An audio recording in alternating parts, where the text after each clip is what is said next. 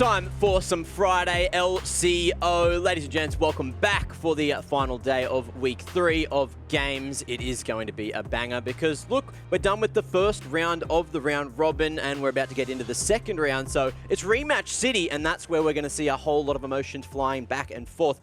But before we get into today's games, we have to look back at what happened on Wednesday. So have a look at this one.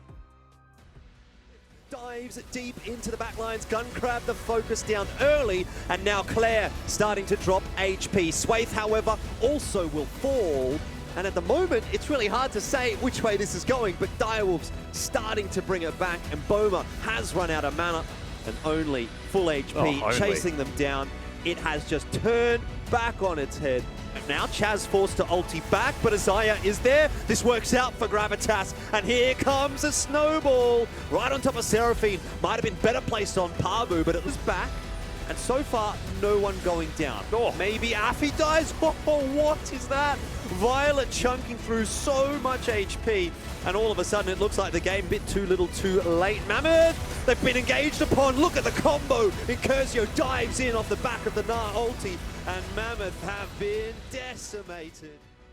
Some really great games coming up on Wednesday. And look, it's not just me on the broadcast today, of course. I'm joined by two beautiful faces. That, of course, is going to be Jubes and the Skim Master over to my left here, or camera right for you guys at home. So, you know, Jubes, mate, give us a little bit of a yarn. You know, where you been? What have you been up to?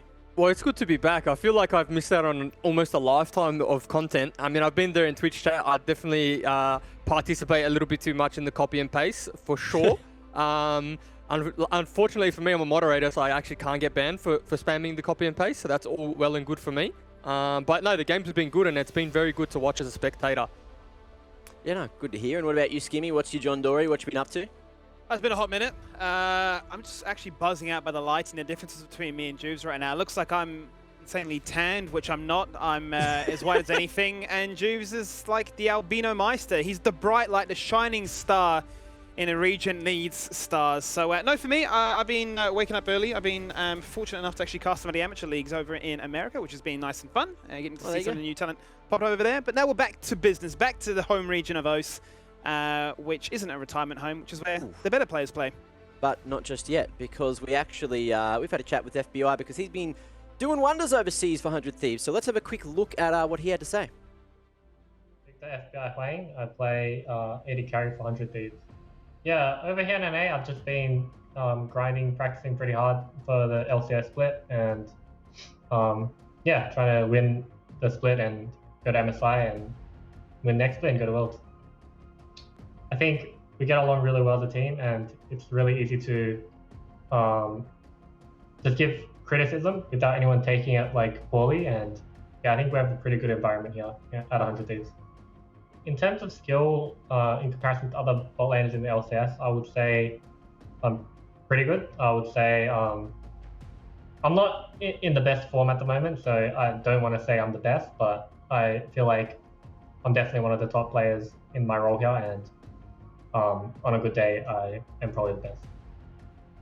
Yeah, I would definitely say that the most stick-out moment for me while I've been here in America would probably be beating TSM in the playoffs. It was a really good feeling, and yeah, I mean, we versed them again in the later stage of the playoffs and got reverse swept, so that was probably the worst feeling that I've had while being here. So yeah, that playoff run probably gave me my best and worst moments here.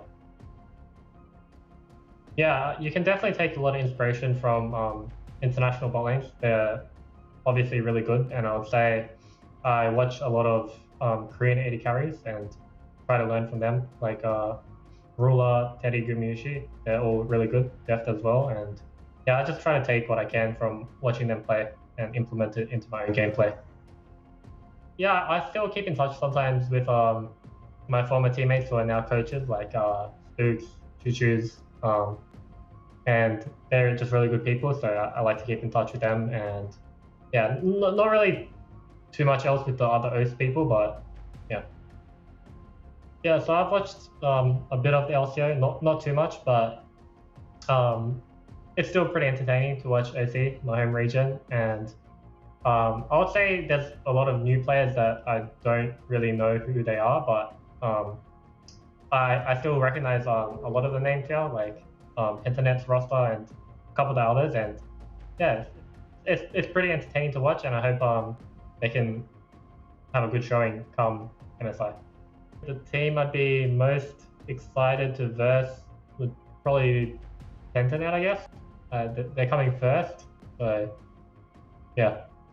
Yeah, I would say Clash is a really strong champion in the meta at the moment. She fits into a lot of comps and is generally pretty safe to pick blind. So she's definitely a really solid pick, even after the nerfs. Most annoying champion for me to play against? I don't know. Probably, I don't really like versing Twisted Fate because his ultimate's a bit too broken. Don't really like it when I'm getting teleported on by their mid laner. So I would say I hate versing TF the most, and I generally always ban him in solo queue. Yeah, I would say for the OS players back home, just keep grinding. I think if you really work your heart out and really want to succeed and maybe make it to an overseas scene as well, just keep grinding, and yeah, I think you'll be recognized. So keep it up, and yeah, good luck. So while that was going on, you know, he said he wanted to play against Pentanet, and I'd be a little bit worried for FBI there because he's only got a 6-kill game overseas in the LCS, whereas Pradith, he's rocking, what, 17 at the moment? So, I don't know, compare the pair. What do you reckon? I mean, Skibby, I'll let you take that one. I'll get handball that one. I'm so used to Juice taking the mic first, and when he probably hesitated, I knew Juice was instantly like, Mac, we need to have some conversations off stream. Look, I mean, yeah, I mean, you're comparing two massively different regions right now. FBI obviously had that standout breakthrough season on Golden Guardian, showcased what he's all about, really got the hype around these OS imports going, and as he admitted himself, right, not being the flashiest at the moment, but on his game, can pop off. Was fortunate enough to play with Juice, so going to be far more intimately familiar with the player than I will be, but you know, it continues to be that sort of that inspiration story, right? That, you know, if you are good enough, if you've got those fundamentals, you can go and get placed into any roster anywhere and continue that evolution. The one thing that I learned from FBI while playing with him, if there's one thing the guy's always doing, if he's not playing the game, he's actually watching a VOD. He's no joke when he says he watches Ruler and he watches all these 80 carries overseas. That guy is like either playing or watching. And he's probably watching more than he's playing, and like you could always see that he was going to be successful, you know, and to what level was going to be up to him. But you know, getting a compliment from Double Lift is probably better than any win or loss, since he doesn't compliment many players, and he did give FBI a compliment back in that famous playoff run last year. So FBI, super excited to see him grow. Yeah, and that's the reason he's overseas playing for 100 Thieves, you know, absolute superstar. Obviously, for anyone that took offense to what I said before in chat, I was joking. You know, I was joking. Just to put it out there, because I know some people in Twitch chat sometimes take things a little bit too seriously. And that's not me at all. Anyway, let's have a look at the standings where everyone currently is sitting in the LCO. At the top, of course, Pentanet still undefeated, 7-0. Peace following them with just the one loss to Pentanet so far. Direwolves have climbed their way up to 3rd, tied with Chiefs there. Order hanging in at 5th after a couple of roughies in the last round of games. Legacy out of the bottom of the table with 2 wins, and Gravitas and Mammoth both still sitting at the bottom on 1 and 6. So, Jubes, we haven't heard from you on the standings since all this has happened. You want to tell me what your thoughts are where everyone currently sits? I think the ladder is starting to shape up how we expected it. If you were to, you know, rate a majority of these teams at the start of the split, you know, maybe a few surprises. Did expect Direwolves to probably have a better record, but you know, their game against the Chiefs was what we expect from them, right? It was clean, clinical, and concise, only being a very big factor in that game. So again, you know, first round robin done, and I think we're well on the way to seeing what the ladder is going to look like come end of season. Yeah, I think I'm really excited, Mac, for that 5th place, that 5th and final spot, right, for playoffs, because that run, I think that was always one of the biggest positions up for debate in this 8-man league as to really who would fit into that. Currently, obviously, occupied there by Order, but I don't discredit Legacy at all. I think they can make a late run. They've been showcasing that if we can tidy up some of those mid-game to late-game decision-makings, we've always got these fantastic early games. If we can bring that through, then we can look to try and knock out whoever's in that 5th spot as well. So I think the power rankings or at least what the initial fan favorites of where teams should be. I feel like it's kind of what we're seeing in this first round robin, but I feel like that 5th spot is still up for debate. Yeah, so, Order going up against Gravitas. Gravitas has potential for a bit of an upset there, and Legacy and Chiefs as well. That's going to be one where it could go either way if Legacy play like they have been lately. But we're not up to that yet. Of course, Mammoth and Pentanet will be coming up first. And speaking of Pentanet, if you have a quick look here, they are the only undefeated team so far in the league. So, Juve, do you want to tell me why you think that is? To be blunt, I think Pabu's the best jungler in the region at the moment in terms of performance and form. The way he plays around his team's lanes and plays to the lanes in which need the most resources or need the most protection, he does that probably better than most junglers. He's also willing to sacrifice himself to get leads for his team. So he's been a surprise for me because I think he's added another dimension to his game where he's a lot smarter now. Mechanics was always there, but I think in terms of decision making, he's really helping facilitate his team and a big reason as to why they're 7-0. I feel like, it's going to make it a whole lot easier today going up against Mammoth, starting that second round robin with what should be a win. If there is an upset, it would be a crazy upset. But at least Mammoth, they at least have, the spirit to try and pull that off, which is going to be the first game of the day. Of course, after that at 7 p.m, we do have Chiefs and Legacy going head-to-head, which I feel like might be the closer one of all these matches. 8 p.m, we've got Order and Gravitas as well, which, has upset potential with what we've seen from both teams lately. And then 9 p.m, Peace and Direwolves.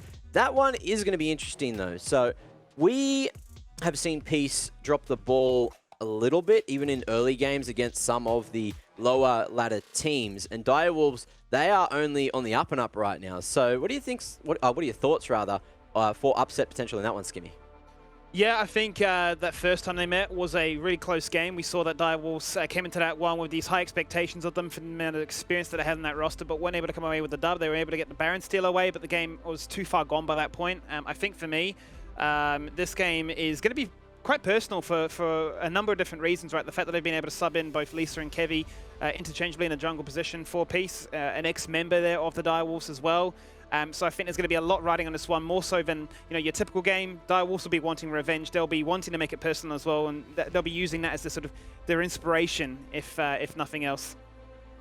Yeah, I'm sure it'll go well for them. And we're going to be looking down at that bot lane as well in terms of the supports today for the key picks. And if you want to go through this one, look, we've got Rel, Alistair, Thresh, and Rakan, which we've chosen. And Jubes, look, you're the masterminds here on the desk. You want to tell us why these are the key picks? Well, first thing, I think the Rakan's the key pick because the Peace bot lane just keep picking it every week, right? They keep picking the Zyra Rakan, and so it's ultimately just popping up every single week. But the Rel, the Alistair, I mean, you just have to look back to last week's games, or not even last week, this week's games. You see beats on the Rel landing like 5-man ult engages and just turning team fights on his own. And Rel really just has the potential to do that. Alistair and Thresh are two champions that lane very well into Rel. So it's like almost this three-way of just trading champions, right? You take Rel, we'll take Thresh, Alistair in return. And all these champs, have a job in the meta where they start fights and they bring in other members of the team, right? Some junglers are carry-orientated. So sometimes you need to make up with a tankier support or something with a bit of engage so that your jungler can be secondary. And I think that's why we're seeing a lot of these key picks right now. Yeah, I really liked what I've seen from, Alistair in particular, as well as Rel throughout all this. And even Thresh, when you look at Direwolves, you think of Cupcake, you think of Thresh. That man has been very good on that champ lately. Unfortunately, I think it was Rusty called him a bit of a one-trick. So let's see if that one comes to fruition as we go through the day. Not to put words in his mouth. I know he's going to be yelling in Twitch chat. It was more of a worry than than anything else, no shots fired there. Cupcake, we know that he's got a lot of experience under his belt.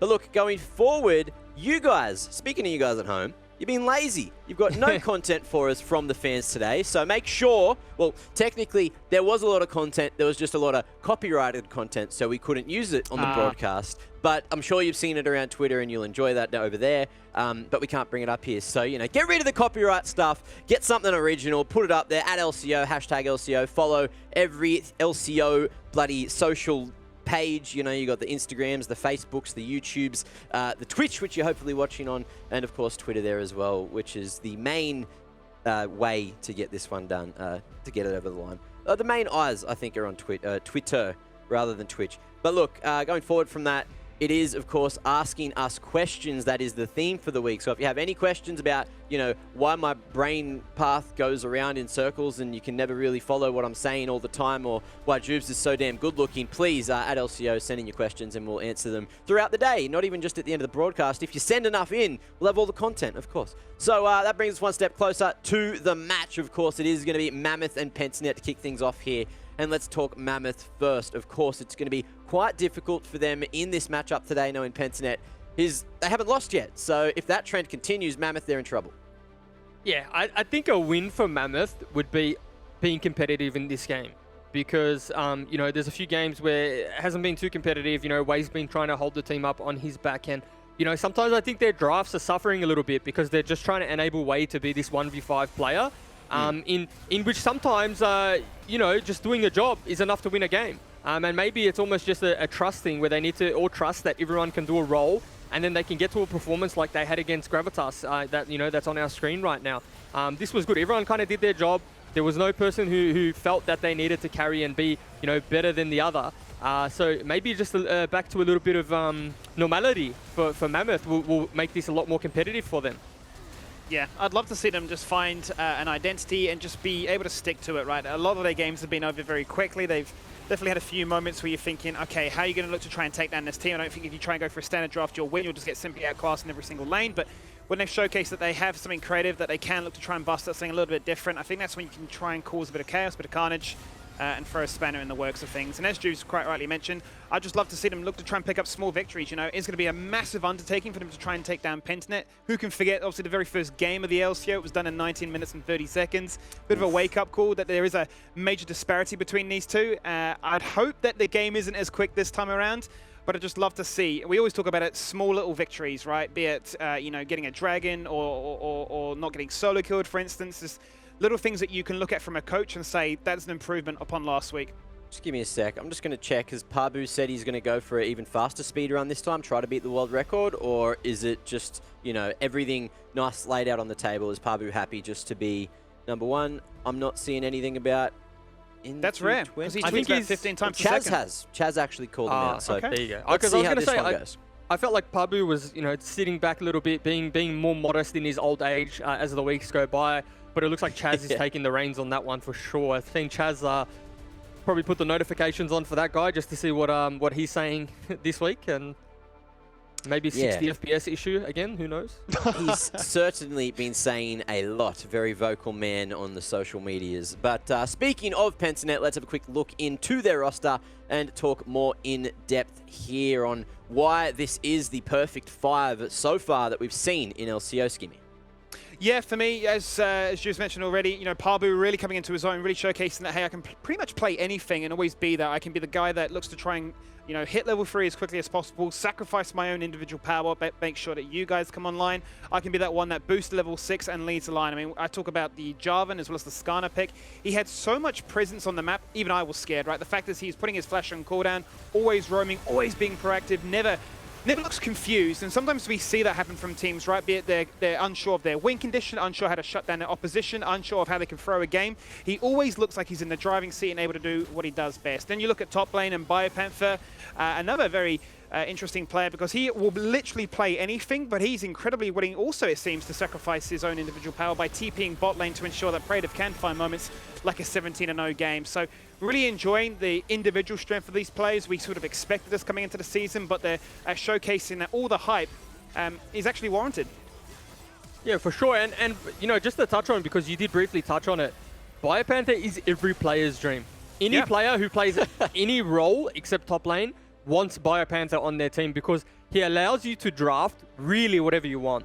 The champions he plays in top side of the map just to do a job for his teammates, the Ornn, historically the Maokai, the Na, those beefy, tankier top laners, just so you can pick something else a little more crazy in the mid lane, in the jungle, potentially in the support role. He really just does free Pentanet up to have, any sort of identity that they want. And I think, just by looking at Biopanther's champion pool this year, or this split rather, it's a testament to him as a player and what he does for this team. Sometimes goes unspoken.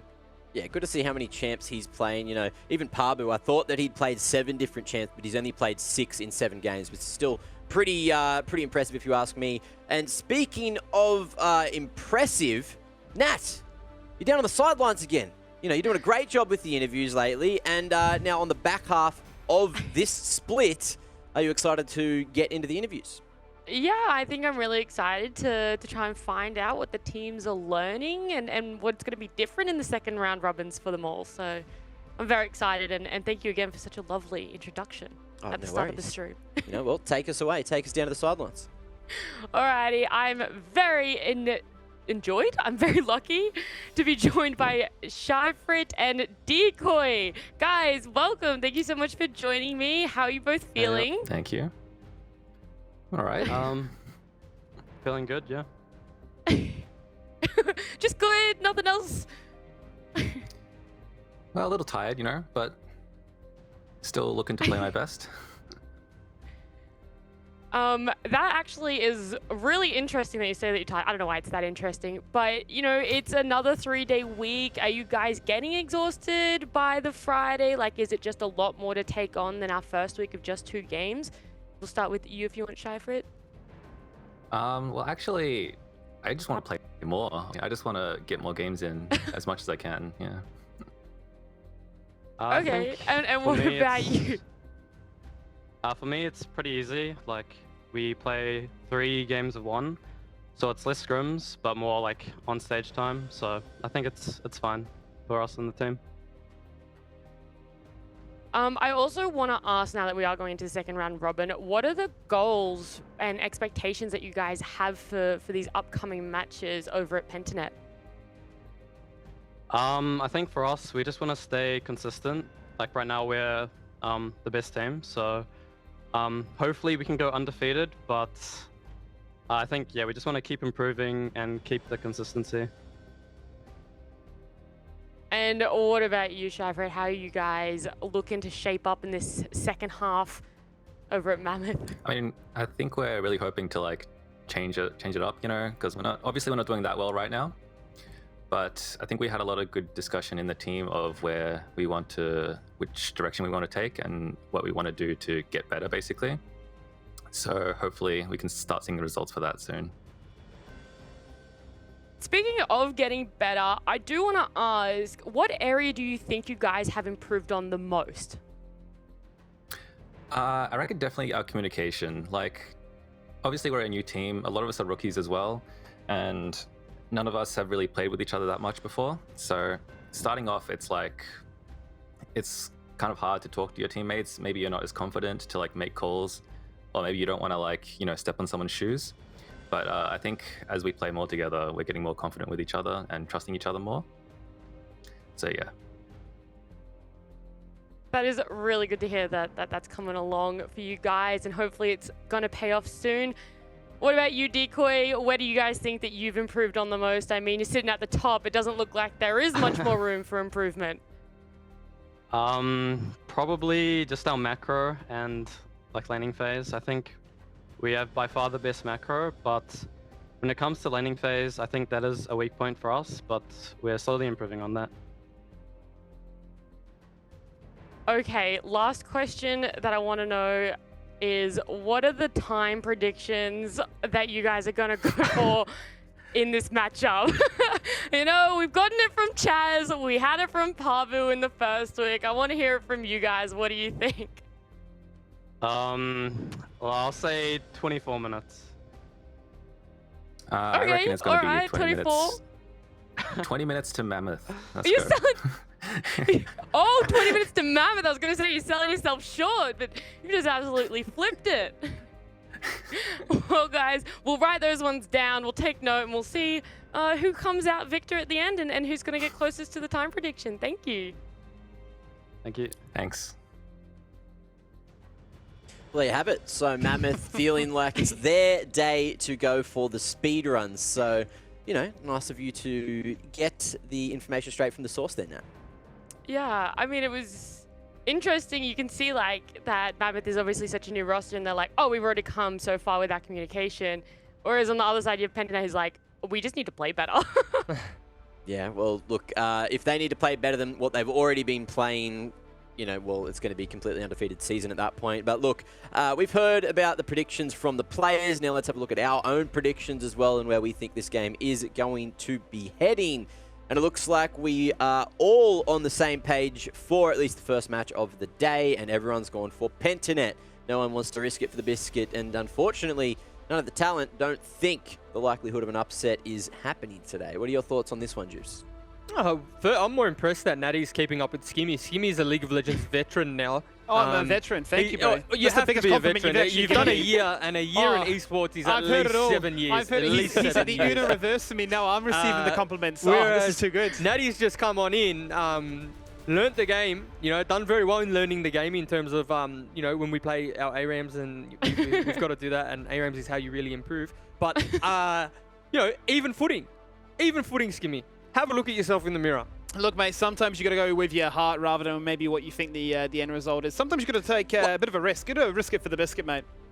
I just also noticed Mac was like 16 or something, so I didn't want to bring that up. Yeah, that's fine. Oh, I've but had to go anyway. for a couple of questionable picks to try to get back in, and then it, you know, sends me in the other direction. But Skimmy, that was a much better response than what we had from Mr. Elfish Boy the other day, who was literally just roasting Nat, saying, "Look, Nat, I gotta beat you," and that was much more humble. So you know, I know, I wasn't congratulations. even here to defend myself, and Elfish guy was just like, nah, man, she's going down. I'm going to beat her in the predictions. Yeah, that's it. It's The your time man's- to have a jab at him. He's got way too many competitive bones in his body, because that's really all he has in his body if you have a look at him. But look, we actually have some solid content coming out from Pentanet, so let's have a look at that. Round 1 of the LCO, a little bit bumpy, of course. It was not the most smooth of round robins, but we came out with 7 wins, so it's pretty good. We've had some hardware issues that PGG have been pretty good at helping us out with, and just like some stuff that really limited our practice before the split. So it was a bit of a roller coaster going into it, but we've come through with a lot of wins, and it's been, you know, we've been able to handle some strange situations and fight our way out of pretty lost games. So yeah, it's been a good start. We're pretty smart about the game, and there's a lot of things that we know how to do. It's just having the discipline to not mess up the deploys, and we're kind of like dying before we can enact like our really good macro. So if we can like cut out the deaths and just get into our smart map play, it's going to be really oppressive and really hard for other teams to actually do anything against us. I think most of the teams in the league have the potential to win a game against us. Sometimes we try really hard to lose the game in the first 10 and we still win, but the player level is not as high as us, but it's still enough that we can't really disrespect anybody, and we still have to try to win. Well, I don't see Peace getting any stronger than they are. I think that they're like stagnating from like our practice games at the beginning to now.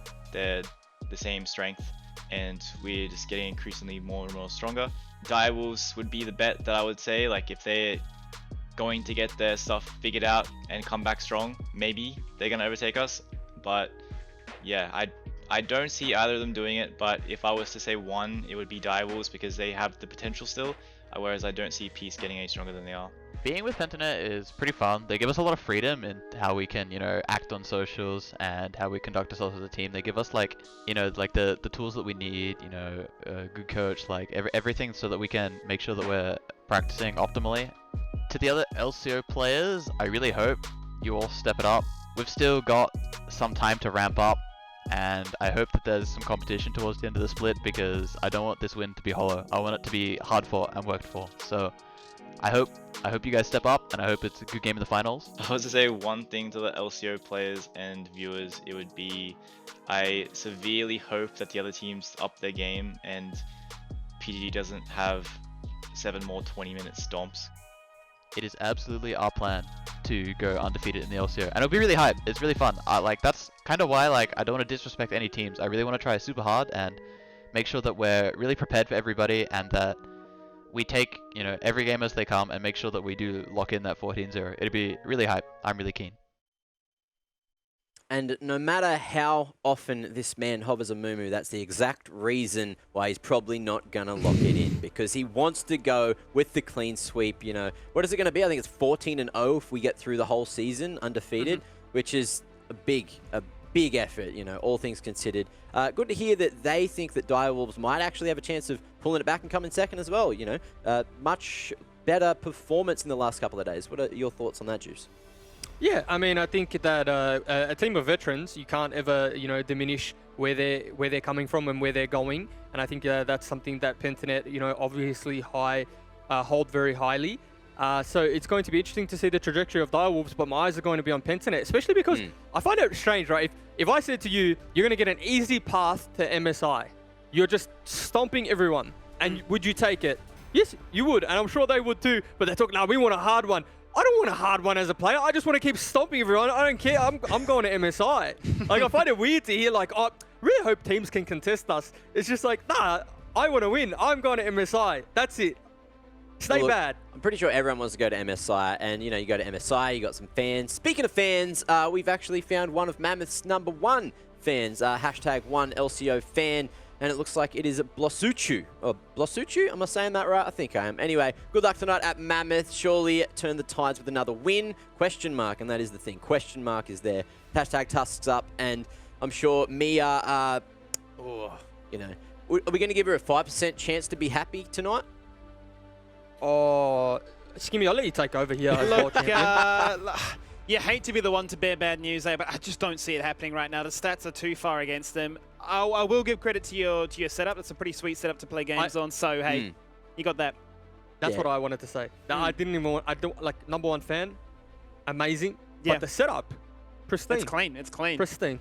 Absolutely beautiful. And look, if you want to be in the running as well to maybe get yourselves a Teemo statue, #1 LCO, #1 LCO fan, and tell us why you are the biggest fan of whatever team you support, and you're in the running. And if you're the #1 fan, of course, you will get that Teemo statue, and you're going to be very happy with that. But look, it is time for the game. Mammoth Pentanet coming up right now. Jubes and Skimmy, take us into it. Thank you very much there, Mac. Let's jump into this one. The very first game going into the second round robin. We're back to where it all started off here with a brand new chapter in OS League history. The LCO started with these two teams, and we're going to kick it off with these teams once again. No surprise with the bans. The focus from Pentanet to target that Yone, make sure that Wei is limited on as many pop-off champions as possible. Has shown us that he likes to execute on champions like this before. Hasn't been able to get to Yone, but shown that when given the opportunity, he'll go for a Yasuo. And have put in a fair bit of work on that one as well. Yeah, and obviously Zoe being taken away from Wei, it's the one champion that he's played, if I'm correct, that they won the game. And he had a bit of a blinder, so taking that one away, not wanting to risk it. And I think these are pretty standard bans that we're getting used to seeing against Pentanet, right? The Seraphine, the Udia, and the Aphelios, because Praetor, just absolute monster. Parbu, don't want to give him the Udia. And the Seraphine, it's something that they flex, and that's the problem that you can't deal with. So, these bans we're seeing more and more common against this team in particular. Obviously, they are some power picks as well, but I think this might be the second week in a row where we see these bans targeted towards them. This is so interesting to me, Jubes. The fact that they're hovering at Gragas right now, they banned away the Aphelios. I would have thought, okay, this is a Kaiser angle if I've ever seen it, right? You're forcing Pentanet's hand. Okay, what are you going to first pick? They went for Fresh. You've now let the Kaiser through, which is arguably Praetor's best champion right now. Yes, we know of Season 10 he's a fantastic Aphelios, but when his other options are available, like that and Zarya, he's always going to go for it. I mean, if you look at his most recent games, his last 5 games, Kaiser on repeat, he don't miss, and surely we're going to see this before it gets banned out in the next rotation. Yeah, and Skimmy, big brain. The analysis from you, just absolutely unreal. So the Thresh Kaiser picked up, wondering what Chaz is going to pick up here. The thing that I wanted to touch on was the fact that they insta-locked the Hecarim and the Gnar. Yeah. Hecarim, I think, rising to more and more popularity because there's actually this chem tank, like Dead Man's Plate build that people are rushing now. So Hecarim's problem in the past is that you build damage, right? Everyone was building Trinity Force into like Sterax, into Death Dance, whatever the build was, and Urgot. Okay. But just on that point quickly, Hecarim now can just build full tank, be just as useful, has enough damage in the kit due to the move speed that the items give you to be able to kill a backline member. So there's more and more Hecarim priority that we're seeing now. Yeah, and it's interesting you bring it up, right? Because, ever since the rework of Mythic items and Trinity Force kind of being changed around, a lot of those champions like, Ezreal, Hecarim, that would have built it in times gone by, no longer the case. Tanking options just seem to be better, right? Which is a weird kind of complex that, hey, get incredibly tanky, but do more damage at the same time. And you're thinking, hang on a minute, that's not meant to be how it goes. As you say, Urgot comes out, the response pretty much instantaneously is a Caitlyn lane. So maybe this is starting to turn some cogs in our head as to why they're banning Aphelios, why they've let through the Kaiser. We just want to outrange you with potentially a double poke bot lane, maybe the Lux, Morgana being banned away now, just anything that's going to be annoying for early lane pressure. Yeah, locking in the Caitlyn there does, leave the script to be read for Pentanet, right? Kate Morgana is a lane that fares extremely well into Thresh Kai'Sa. Now, it's very volatile in the sense that if you die as a Caitlyn, you're going to be rendered pretty useless for a majority of the game just because the champion needs to take turret plates, needs to have control of the lane and set up the cupcake traps. But, Pentanet are well aware of, what was going to come on through from Mammoth, so they banned that Morgana away and they're probably just going to target another support, the Karma. So double range supports banned away, making the life of Praedyth and Decoy that little bit easier because, they're confident if they can bridge the gap and get out of lane even CS, even footing, and just 10 CS per minute in the mid game, they'll bet their bottom dollar that Praedyth is going to carry every day of the week. 100%. And as you touched on quite nicely, I like the fact that they went for the Karma ban as opposed to the Lux, which would have been another go-to option for the bread and butter of the binding into the trap, into the CC overlapping, just making it so damn annoying to try and deal with. Karma not only would be strong for that poke and harass, but also just for the fact that it buffs up this Hecarim even more. So nice little read there as Mammoth decide, okay, we're going to go for a strong early game in the bot side. We're then going to go for a Twisted Fate as well to try and unlock the map and target those side lanes to try and keep you in check. And they've clearly got a game plan here, Juves. Pile on the pressure and try to catch up Pentanet. Yeah, funnily enough though, it's not the traditional style that we're used to seeing from Mammoth. Twisted Fate isn't known as the champion that just 1v9s a team fight, right? Just puts out all the damage, takes all of the resources and does what, a mid laner, quote unquote, does. But Twisted Fate is more about enabling his side lanes. So obviously they've put a lot of eggs in Scheifried's basket in the sense of putting him on the Caitlyn, getting the Twisted Fate down to that lane to then enable the Caitlyn to move around the map once you break bot turret. So level 6 is going to be key, and it is just a little stylistic change that we're used to seeing from Mammoth that they're not necessarily playing. And could this be, the start of a Mammoth identity? And I think, it comes back to our original point, right? When you're going into a match like this where there is such a skill disparity between what we've seen in the standings and how these two teams are fared right now, I think it would have been a mistake for Mammoth to try and meet them head-to-head in a standard trade of drafting. So I like the fact that they've said, this is the preparation we've done, this is what we want to bring to the table, this is how we want to try and deal with you. The Rail coming out here is the final pick, not your go-to in China pick to match with the Caitlyn, so that seems a little bit different, but what it does provide is a very solid front line for this Caitlyn to work and weave those autos in.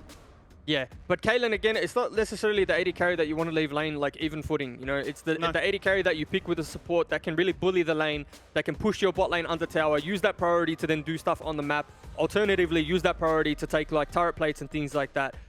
So, maybe they're just happy with the Rel gank setup and they're going to put a lot of the eggs in the basket, have the Hecarim path down, have the TF path down, take the turret that way, then rotate around the map. But again, I'm excited to see it, right? Wei has just been on these champions that, significantly influence team fights, do a significant amount of damage, as opposed to playing the map. Now let's see how Wei plays the map and how Mammoth facilitate this Twisted Fate. Because the problem is, Skimmy, if you make a mistake, if you do not play this game out perfectly, the Victor is just going to free farm, get the Hex Core upgrades, turn into something that's somewhat unkillable, but also kills your whole team as well. Yeah. So Pentanet's composition scales into oblivion, whereas Mammoth's composition has the tools, the kits, and really the priority to do something in the early game, in the mid game, potentially stack those Drakes up and make things happen. I think really, if we were to summarize it, Jules, what I'm getting from that is it sounds to me that Mammoth have a composition which is has the ability to snowball in the early game, but if they fall behind, they fall into such a big trap and such a hole that Pentanet say, well, this is a free game to play out from here, right? You talk about the Twisted Fate, first ultimate has to find value. Scheifried wants to be coming out that lane with an advantage, wants to be trading up turret plates.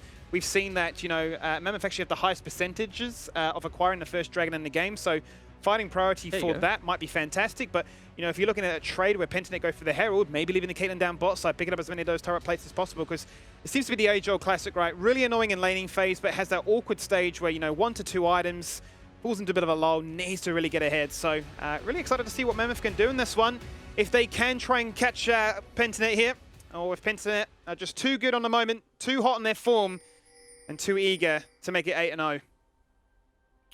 Yeah, and both junglers, just a quick note, starting off with the chilling smite. So, you know, usually sometimes you opt in for the red smite, especially in these matchups. You know, auto attack champions, you know, melee range auto attack champions that want to get in your face. You'd think sometimes the red smite is just a little bit better, more value in that. You know, if the Hecarim ever runs into the Olaf, vice versa, then they can, you know, trade and duel their way out. But valuing the mobility and the move speed and of the blue smite instead. Let's touch on this Urgot a little bit as well. I know we veered from the jungle, your hometown, but the Urgot, that's a bit of a surprise. I mean, we mentioned that Biopanther is almost the ideal top lane player, right? He is your go-to. He's stable. He's secure. He's got the least amount of deaths. He'll do what it says on the tin can, right? But he'll play pretty much anything. I'm sure an absolute pleasure to coach and work with because you have so many options that you can flex around, and he'll do what is required of him. Yeah, the Urgot's a weird one, but it is seeing a little more playtime, especially in solo queue. There's like a build now where you opt in for the Titanic Hydra as well. You see a lot of Urgots doing. And I'm a bit interested to see what type of build he goes, because again, if you fall behind on the Urgot, you still can go the tanky route, the tanky build, you know? And this is a champion where, you know, if he's ahead, press the attack, opts in for a little bit of damage, and then turns into a kind of a hyper carry, if you will, in the sense that, you know, when you're in that mid-game phase, you're just doing so much damage, as well as the execute, and, you know, sometimes it's unexpected. And little all-in here in the bot lane. Yeah, cheeky little trade, as you say, taking place between both support players right now, and the AD carries as a result say, well, I got positioning advantage. Praetor walks up aggressively, but gets met with a headshot as a result. It looks to be even, and it looks to be one where Praetor maybe bit off more than he can chew, takes a headshot to the face after that as well, and with the Q connecting, really feeling like time to unleash those potions. They hit level 2 first, and we know what this means in the bottom lane. Guardian proc, some of the heal used, and first blood is found. They want more though. Out goes the flash. Praetor hunting. One more auto, flashing on his head. And well, Juves, 2 minutes in, the dream scenario. Yeah, dream start, and you know, this is they first pick the Thresh, but they actually get the counter pick in the support role. Right? We talk about day in and day out. Rel doesn't fare very well in the laning phase against the Thresh. Now, you know, level 1, I wouldn't really deem as a laning phase. The Pentanet bot lane won that from level 1, and then they ding level 2, and, you know, in this time, I think it's a little bit unacceptable to die to the level 2 push. You know, I'm going to hold that thought, Skimmy. We're going to see the invade here. Yeah, we are indeed right now. Probably going to be jumped upon. His buff's going to be stolen away there. So blue buff picked up here by Jungle Man, much in part to the fact that Nectar was able to rotate first with Biopanther locked underneath his turret. A little bit slow to back up his jungler there, and this could result in them picking up double scuttle unless Pabu decides to retreat. So a mishap in the bottom lane, but perhaps a little bit of recovery found here in the jungle. Look, yeah, a little bit of a recovery, but not a double kill in recovery because Kaiser's, you know, got the cheater recall now, gets to walk back to base, doesn't really lose anything, has double longsword, has the cull. Here we see the replay, right? You know, in competitive play, you know they're going to hit level 2 here. You're counting minions, you know it's on the second wave, and you have to just respect the level 2, but Mammoth may be a little bit nervous, maybe a little bit uncharacteristic, getting punished on that level 2 first, and hold that thought, that's another roam. Yeah, Summoner's not burnt, so I think Wei really just accepted his death. We look at a kill, and then we fade back into another kill happening on our screen right there. And we talk about recovery, maybe that is a word that needs to be reevaluated because it looks to be those 2 key parts of the map, those 2 key areas that we said for Mammoth really had to get ahead of it, have fallen down individually right now. No chance to digress though, no chance to analyze. This is gank after gank, and everybody trying to flex their might and showcase that the first 5 minutes, it's all hands on deck. Yeah, the Hecarim charge even ran out of juice there, so I'm not even sure if Biopanther needed to use the flash, but, you know, that's one thing I like about Biopanther is, you know, it's better to be safe than sorry. If you need to use your flash and just play safer for 5 minutes, then do so. Don't take the damage and then try and walk it out and then flash. So, again, good discipline play there from him. Maybe shouldn't have been able to get ganked, but nevertheless, no double crab at least. At least Mammoth bot lane's getting the crab. They're going to pick that one up for free, so the river is locked down by them so far, as you say. Bramble Vest is there for Biopanther as his first item acquisition, just to make trading patterns a little bit easier. He's going to fit quite nicely into the top jungle itemization, both being AD, so make himself a little bit more secure and try and get himself to level 6 as easily as possible, given that he hit the bonus flash in that trade. But both will have summoner teleports available, so if a fight were to break out over one of these neutral objectives, then they can flip the map still in that regard. But hold that thought, because Decoy's been a man on a mission right now. It looks like he just does not miss these skill shots. That comes the stun. It's just too little too late. Caitlyn caught on the wave, and Caitlyn down for the 2nd time in a row. And that's what Pabu does extremely well. He just paths towards the lane, that not necessarily needs the resources, but he finds the window in which he's able to get something done. You know, most Olafs will probably be, you know, full clearing or looking for an opportunity to just get that tempo lead on the enemy jungler. But, you know, with the wave pushing towards Mammoth, it wasn't, you know, the traditional gank setup that would be, you know, 100%. But being on comms with Decoy, I know that they're communicating. You know, this is the second year that they've been on a team together, so you can see the synergy coming on through from the Pentanet roster early on. You certainly can, and that's going to translate into picking up the first dragon of the game. One to definitely get out of the waters, be it an Ocean Drake, one for a little bit of extra sustain, so happy days for them. But, you know, you hate to be critical so early onto a game. You hate to be one to write things off, but the fact is you pick the priority bot lane, it hasn't managed to find its exchanges. They've been the one that fallen behind in the level advantage, and now they find themselves 0-3 in this lane. And all 3 kills, give it across to this man here. You let the Kaiser go through the draft. He snapped up the opportunity, and we know what he can do when he gets accelerated. So maybe now looking at a situation of, can I beat my killing streak of 17? I was about to say that. Do we take stock in what we think Praedyth is going to end up with? You just know he woke up this morning, maybe, or I say morning, maybe he woke up an hour ago. He's smiling at his screen right now. Hold that for 2 seconds. Another gank goes topside, capitalizing the fact that Biopanther has no summon, a flash. Way comes on through, gets himself on the score sheet there with an assist. And that is the level 6 power spike they were looking for. And that's at least a kill on the board for them now. Yeah, nice little play there from Mammoth. You know, probably before the game started, they thought, you know, we'll go bot side, we'll use these resources bot side. But, you know, with how that's unfolded or transpired this game, they've decided to, you know, flip the script, if you will, end up top side of the map, and maybe Biopanther is the one that they're going to try and put behind. Again, though, like I said to you before, Urgot is the type of champion that can build tanky if need be, and we see that with the Bramble already. Might see another skirmish here. May actually see another skirmish, as you point out, but we can see that Pabu's hovering in the area now, providing a little bit of protection for his top laner, making sure that, hey, if you are going to now try and target that and say, look, we've given up on bot lane, we need to put all our eggs into the nectar basket, make sure that this Gnar is absolutely huge, that he can jump in, become mega, and look to try and turn the tides of war in our favor. That might be the angle for them to play around. But Pabu, far too disciplined. You caught it before, probably the best player on this team right now. He knows to, you know, where to be at the right moments. So I have to keep tabs as to how he paths. Yeah, and he was only doing that because Biopanther's lane was actually frozen, right? So for him to teleport back to lane, there was the window in which he'll just instantly die again. So just calling his jungler up to babysit him while he gets the wave in is you know, a very good play. And they're the little things that the really good teams do, right? You know, sometimes inexperienced teams get punished TPing back to that wave, and then all of a sudden you're in a 2-death deficit, and you know the game, all of a sudden the enemy team has a win condition. But Pentanet are just a little bit too good for that, a little bit too disciplined, and they just do the fundamentals well.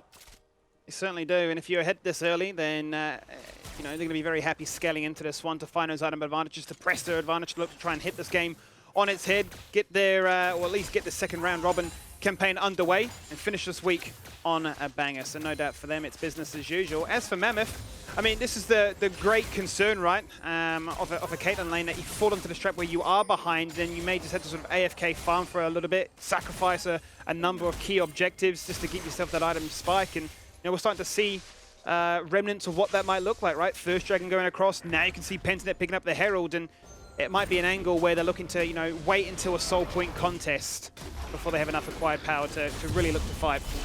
Yeah, even by then, you know, Praedyth is going to have 3, 4, 5 items, if you like, depending on how many kills he decides to get in this early game. So it's almost not to rest on their laurels, Mammoth. They do need to find opportunities. They have the tools to pick uneven fights, right? You have the Twisted Fate ultimate, you've got the mobility of the Hecarim.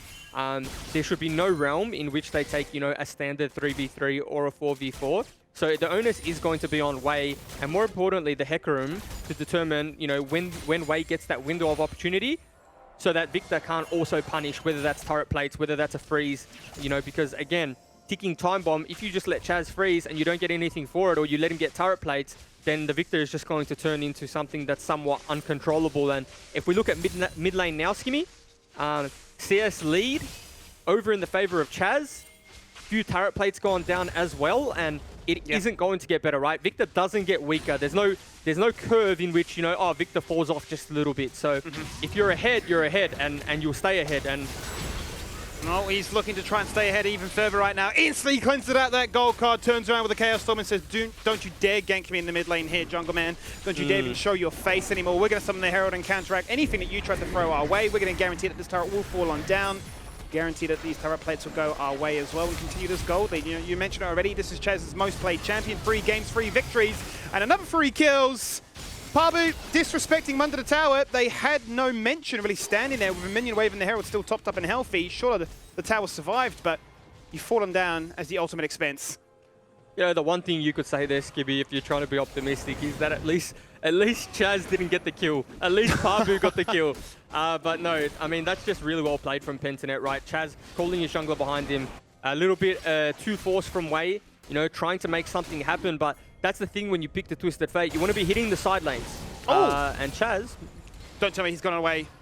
He's flashed into the safety of Decoy's arms. He lives to tell the tale. He runs into the jungle with not any care in the world. And I held my breath there for a second, Jubes. I thought maybe, just maybe, Mammoth make us eat our words, but fancy feet Chaz lives to tell the tale. Yeah, I was going to give Chaz a compliment, but I can compliment him on living there. But, you know, there's definitely 2 summoner spells down or 1 summoner spell down the flash that shouldn't be. And, ooh, hook nearly lands, but even now at this point, right, you never want to be a point in laning phase where, as a Caitlyn, you auto-attack a Kai'Sa and the Kai'Sa trades back more damage, right? And, you know, the Kraken Slay has already been completed, the 300 gold bounty is there, and... Oh, Decoy, he just does not miss this. It's made shy for its life so damn hard in this bottom lane right now. He's forced to burn the flash again. Here comes Jungle Man for another gank. The charge runs out, but they flash forward. They force their hand. Out goes the Magnet Storm. Praedyth lives! Oh, but the Killer Instinct shield is just not enough mitigation, and the Lantern was there. But he can't run away from that one, and they needed that kill. You touched it, the bounty was there, and they collect it. That's huge, and a very good play from Jungle Man, and again, another play happening in the mid lane. Wei might fall down. Wei does fall down. So... you know, again, it's just the experience from Pentanet, right? They'd lose something bot side of the map. Yes, you know, probably net gain for Mammoth until that tower fell down. But Pentanet aren't resting on, you know, someone being dead, someone being off the map. They're trying to find an opportunity somewhere else, and Wei presents them with that opportunity, and it's punished with a kill and the mid-turret, Skimmy. Yeah, I mean, just so many cross-map plays happening at once, right? We're talking about one play, we're wrapping that one up, and then we're then crossing ahead somewhere else in the map.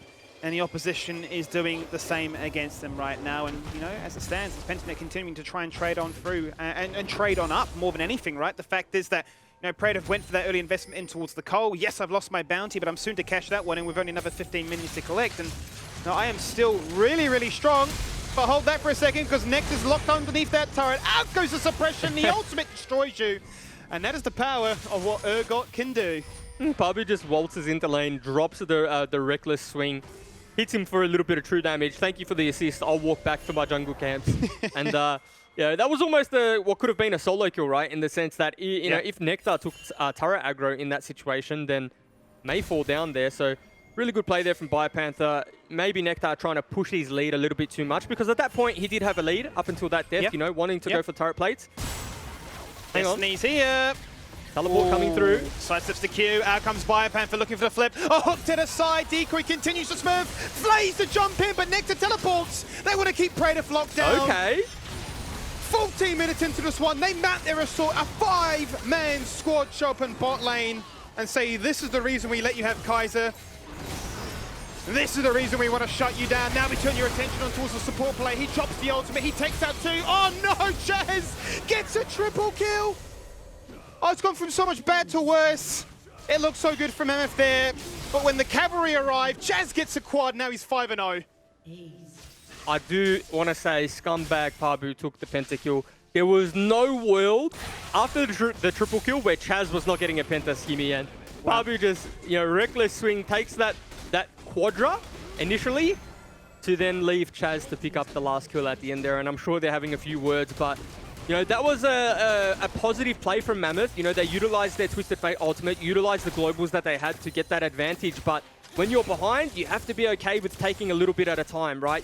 You know, in this play here, they make a gain, they make a net gain. They have to be happy with it. Yeah. But they wanted to ace them and they thought they could, and ultimately had no cooldowns left.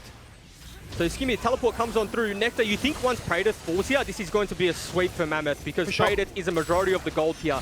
Again, Biopanther falls down for free as well. Lantern can't get it. Nice little ward on that Lantern. And here's where you reset.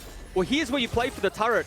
Instead, they dive to kill Decoy, and he honestly does a very good job. Yeah. A very good job to bait 3 members under tower, and it's just clean up city for Pentanet. Again, It just Pabu buys so with much the, time, right? As you say, Yeah. right? He drops the ultimate and it just locks everybody in place. They think, uh-oh, we've overcommitted. We jump right back into the action. There's deja vu. It's straight down bot lane again. Mammoth was saying, we can't actually afford to let this game go to a cloud, so we can't afford to try and wait for a soul point trade or a Baron 50-50 flip. No, we're not burger flipping. We're gaming. We're going. And wait, he's going away from Chaz because Chaz is trying to run him down. He receives the flash and he receives Jungle Man in vicinity to ensure that he won't die. And well, these CS leads are continuing to get out of control now. 30, soon to be 40 in the mid lane, and after picking up that quad, I'm sure Chaz is insanely fed.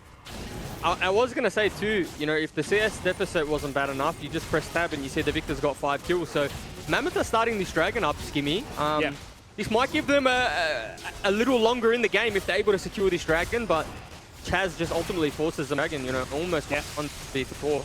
Have no authority, right? And the other 2 members in mid lane trying to collect those minions under the turret. So it was a nice little idea. I like what they were trying to do there. Deny the soul point, look to try and buy it as possible to try and scale on through, hit some item power spikes when we wanted to. But unfortunately, as soon as Pentanet walk in, they chat it up, they showcase what they can do. And Nectar's up gold. Yeah, there's the gold lead that you're highlighting, right? The fact that even before he died, he had a CS lead, and even still now, retains the lead over Bio. I mean, so Mammoth really just have to hit side lanes at this point, right? You know, they're not going to win a 5v5. The comp is just too far accelerated from Pentanet. So, you know, once Wei hits this next minion wave, once his ultimate is up, which it is, he has that exhaust ready. He wants to keep his eyes on the side lane, maybe on Praedyth, maybe on Biopanther, because that is the avenue back into the game. It's just getting continuous side lane picks. You know, that don't mean much for sure, the kills, but, you know, they are something, and they may be able to swing the game in your favor and take an advantageous 4v5. It's worth noting, though, that Wei has an exhaust, and we won't note that because we're going to see a 1v1 take place topside. Sad BMO comes on through as Praedyth realizes, yep, this Caitlyn is well and truly unable to achieve too much at this stage of the game. Capitalizing on that.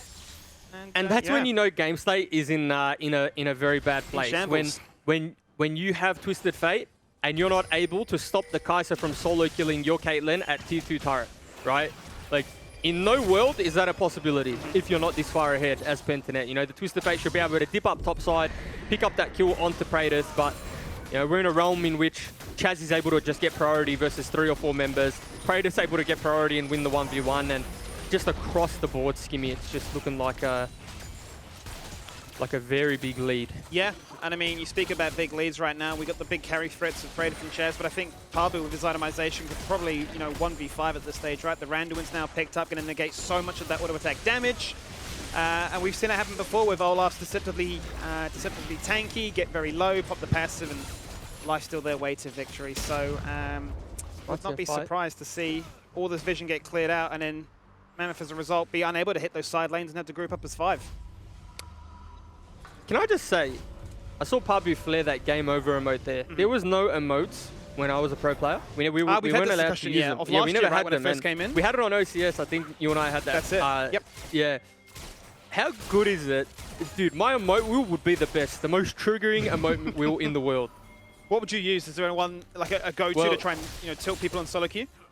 The sad B emote is the best one to use for first blood, because that's what they see pop up, right? Like, and obviously you're talking in reference to them being very sad that they've died.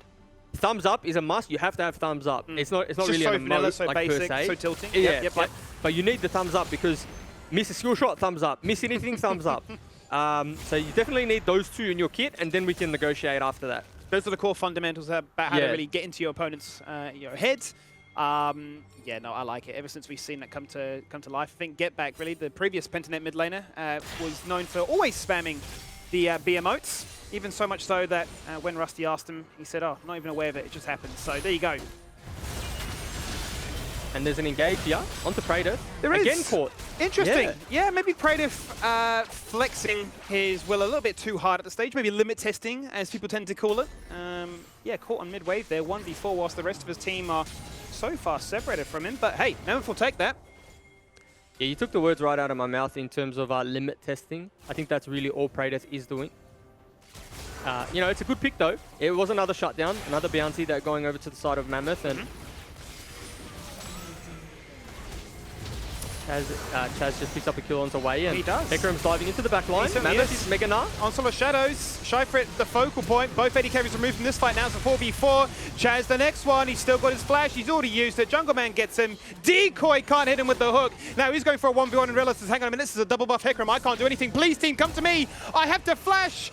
And he flashes to safety into the welcoming arms of both Parbu and Biopanther, topped up and healthy there. Well, more than happy to assist and say, you know what, forget that Hecarim. We're going straight to Baron. You know, Skimmy, after all of that, I took stock of the scoreboards. We have to give a shout out to Jungman, don't we? He's playing his heart out. He really is, isn't he? He really is. And I've been really impressed by his performance so far. Is he going to look to try and go for the smite still? No, Kraven's going to deny that. Killer Instincts across the wall. They had vision. Void Seeker OP. Blast Cone in. Way! It was limit testing, you could call it, but No. Before we flame him for that, because at first glance you might think, okay, let's flame the Twisted Fate for that.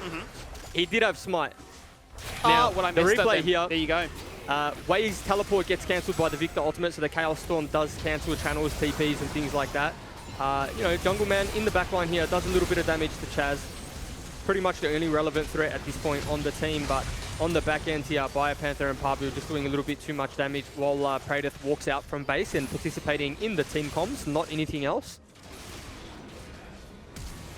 And it's just cleanup duties here for Pentanet, which leads to a Baron and an optimistic attempt at a steal from Way. And this is why you're the analyst, Jude, because I actually completely missed that. Too focused on what Jungle Man was up to and how he was having that standout performance amongst a mass of chaos. The fact that Way had the smite. Respect. No chance to talk about that one though, because it is that man, the man of the moment that gets caught out by the death sentence, and it's the bot lane power as they pick up a double kill for that one. Meanwhile, forget the turret. Parbu really is taking the words out of my mouth and trying to go for the 1v3. Strike breakers forward. Ignore the turret. Ignore everything. We just want kills. We want the ace. We'll find the ace. Double kill. And game over. Yeah, it wasn't 19 minutes, Skimmy, but it was close enough. Again, a very good performance from the Pentanet roster. You know, not one player on this team that you could probably fault. Only thing you would say, Praetor needs to calm down on the limit tests in game. But, you know, now he has numbers, now he has data that he can crunch for next game and he won't make the same mistakes. So, lesson learned. Lesson learned. The Insta stopwatch buy, that's some beautiful tech right there, ensuring that it doesn't get dragged out of the fountain. The prediction from Decoy is 24 minutes. Well, they're well on track to make that a reality right now. So Nexus is exposed. It's down to 50%, but they want to get some more kills. They want to pad that KDA. A three-man Magnet Storm. Can they take out one? They try and take out Jazz. He goes golden. He survives. He comes out, and he still lives. Oh, no. One auto attack will do it. Mammoth have won their game. They've won the mental warfare. You try to BM us. Hook. We've taken you out. It doesn't change the outcome, however. The Nexus remains exposed, and it will fall down. Very good game out of Pentanet, and you can't say it wasn't what we expected. There were signs of life from the Mammoth lineup. You know, Jungman especially playing very well. Yeah. Some things, you know, left a little bit to be desired, and there'll definitely be things Mammoth can look back on and work on. But again, Pentanet too strong, too concise, too clean, knowing their roles, playing to their jobs really, and just a good overall performance. I think, Juves, if we didn't have the Chaos in mid as well as bot lane for the TF and Caitlyn, I think that would have been a much longer game, a much closer game, because Jungle Man, as you said, really was putting the pressure on and trying to match the tempo that Parbu is bringing to the occasion. So, you know, there was definitely a lot of silver linings to take from that one, and that's all you can ask for, right, Mac? It was as expected. You know, I got a little excited when we did see Mammoth really starting to try to bring it back over towards sort of the mid game there. But then there was that one fight where they got a double kill and it got turned on its head. Chaz's Penta got stolen by Parbu, so called out for that one. But look, very good rotations coming in from PGG, and they know exactly what they do to win. And also, shout-outs to Decoy. He predicted a 24-minute game, and it was 23 minutes and 49 seconds. So he was 11 seconds off. And Mammoth did predict 20 minutes, but that didn't happen, obviously. So for themselves. This is kind of the beginning of the end, right? You know, when you pick the Caitlyn lane and you start to lose that lane, as well as, you know, the mid lane pretty much a few, minutes later, not even minutes, really, seconds. And then it was just a repeat gank, and 5 minutes in, you're 6 kills down, 5 kills down. There's really not much left to do except beg and hope for an opportunity back into the game. And Pablo ultimately, I think, ran from bot to mid to top and picked up kills in every single lane. So this is where we were getting excited, right? We thought Mammoth could come back into the game, but again, got an inch and they tried to take a mile, but you can't take a mile against Pentanet unless you really work your way back into it. You got to walk first before you can run. Hey, Skimmy. You certainly do. I think they just got a little bit too overeager there, realizing that, hey, we're getting kills right now. Let's just continue to run and see what happens. And yeah, Pentanet well too rehearsed to let that one go for free, and they trade out fittingly. Still, there's the pentakill that could have been. Unfortunately, Scumbag Parbu takes it away. Jungleman once again in elo hell, popping off, showcasing what he can do. Soloing members, key members, mind you, as well, whilst the rest of his team gets soloed on out. And I think more than anything from these highlights, I really wish they still went for that Enchanter angle in the bot lane to get that priority. The rail still has me scratched on my head. It just doesn't seem like a go-to pairing between that and Caitlyn. No, they first pick the Thresh too. So it's you first pick Thresh, then you counter-pick yourself support bot lane. I mean, there's definitely champs they could have picked, things they could have done to make, you know, their life a little bit easier, but you live and you learn, and I think this is one where Mammoth definitely learn. And they take some positives away, but yeah, ultimately you need to learn from these games and don't make the same mistakes twice. I'm still confused why they keep letting Praedyth get that Kaiser, because it's so deadly in his hands. Of course, we did see him, you know, limit test, as you guys put it, a few times, getting caught out of position. But even so, you know, still just having so much early game impact as well as, you know, mid game impact as well. Oh, it was so good. And another thing to mention that game. So you guys weren't here the other day, but we got 4 Cloud Souls in a row, and kicking things off here, that's a 5th one. So that's 5 Cloud Souls in a row. Infernal Drakes was still the most killed Drake, but now that might have just changed after this game, because I don't think there was an Infernal Dragon in that match. I'll be honest, the game devolved into a state in which I wasn't really taking note of dragons because it wasn't ever going to get to the soul phase. So yeah, I'll do a better job in assessing which dragons are coming up next, especially when, you know, the game may make it to the Elder Dragon stage.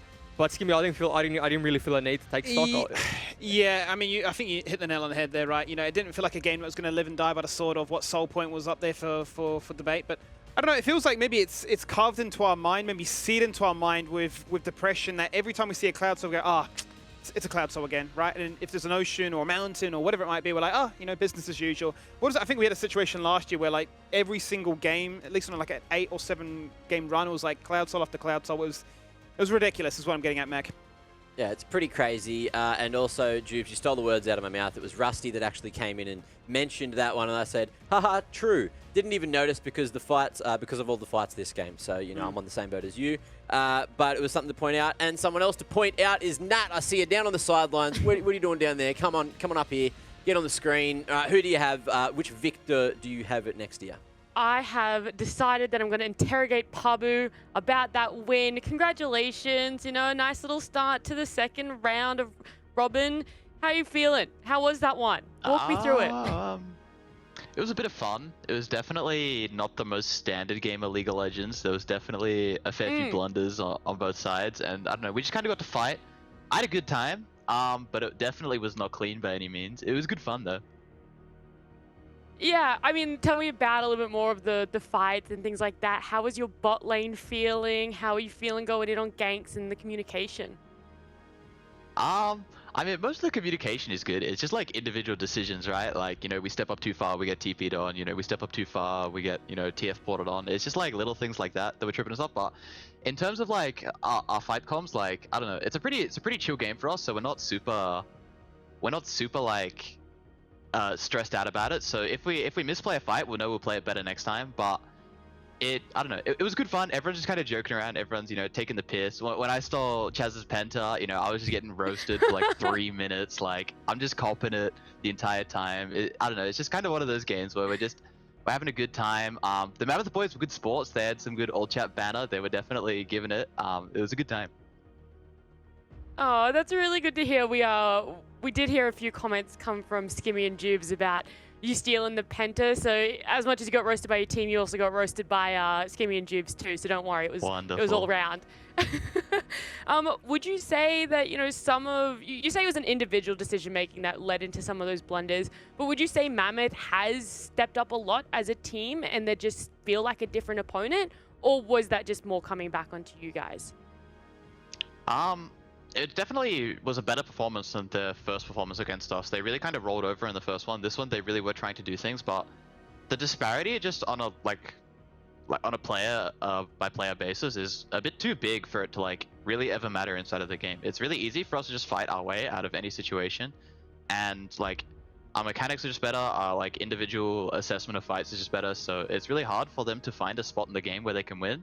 But they did try and make some proactive plays, and you know, Jungle Man was, you know, taking camps when I would show on one side of the map, so it wasn't all doom and gloom. It was definitely some bright spots, but still quite a challenge for them to get some more wins. Yeah, I mean, it felt like that sort of game that they were really trying, but you guys just were always holding on to control of the game. But congratulations again on that win, and we'll see you next week. Thank you. Have a great night. Always good to hear from the man, the legend, Parbu there down on the sidelines with Nat. So good to see you gave him a little roast for stealing the Penta, of course. It was deemed, it was necessary, and you did a great job there, Nat. I had to make sure that he knew that it wasn't just his team that was disappointed in him for stealing that Penta, that everyone else was also just as sad. Yeah, it would have been that second Penta in the LCO, but alas, it was not, so only Praetor still holds that single Penta, and look, that's us holding up the show. We've got to go to a break before match number 2, so don't go too far. We'll be back shortly with the second match of the evening. Unleash those potions. They hit level 2 first, and we know what this means in the bottom lane. Guardian proc, summon the heal used, and first blood is found. They want more, though. Out goes the flash. Praetor hunting. One more auto, flashing on his head. Now, I am still really, really strong, but hold that for a second, because Nex is locked underneath that turret. Out goes the suppression. The ultimate destroys you. This is the reason we let you have Kaiser. This is the reason we want to shut you down. Now we turn your attention on towards the support play. He chops the ultimate. He takes out 2. Oh, no!